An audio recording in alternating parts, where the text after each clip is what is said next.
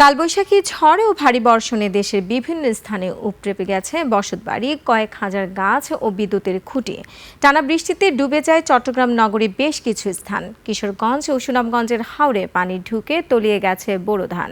প্রতিনিধিদের সহায়তায় আরও জানাচ্ছেন উপমা রায়।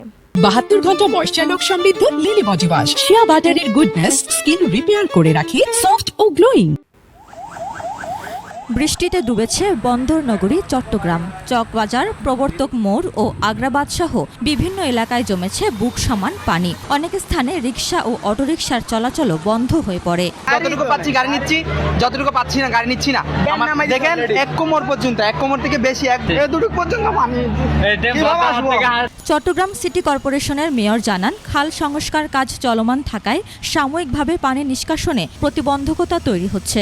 36টা খালের অংশ হিসাবে হিজরা খালের কাজটা যেহেতু হয়নি এবং আরেকটা খাল আছে জামাল খান খাল আর মুরাদপুরের যে অংশ, সেগুলো কাজ চলছে। সুনামগঞ্জের মধ্যনগরে সড়ক ভেঙে হাওরের পানি ঢুকে প্রায় 114 হেক্টর জমির ধান জলমগ্ন হয়ে পড়েছে। মৌলভীবাজারে ঝড়ে লাউয়াছড়া বনে গাছ উপড়ে 2 ঘন্টা বন্ধ থাকে রেল যোগাযোগ। গাছ ও খুঁটি ভেঙে পড়ায় সোমবার সন্ধ্যা থেকেই বিদ্যুৎহীন জেলার অধিকাংশ এলাকা।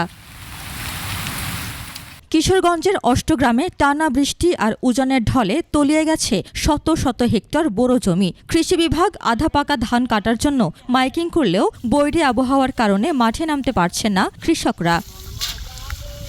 ব্রাহ্মণবাড়িয়ায় কালবৈশাখী ঝড়ে ফসল ও ঘরবাড়ির ব্যাপক ক্ষতি হয়েছে। কসবা উপজেলায় ভেঙে পড়ে মোবাইল টাওয়ার। এই দুর্যোগের মধ্যেই বৃষ্টিতে ভিজে কেন্দ্রে পৌঁছাতে হয় এসএসসি পরীক্ষার্থীদের।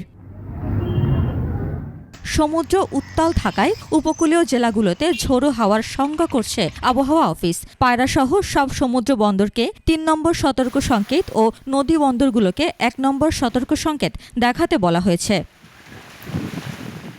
উপমা রায়, ডেস্ক রিপোর্ট, 21 টেলিভিশন।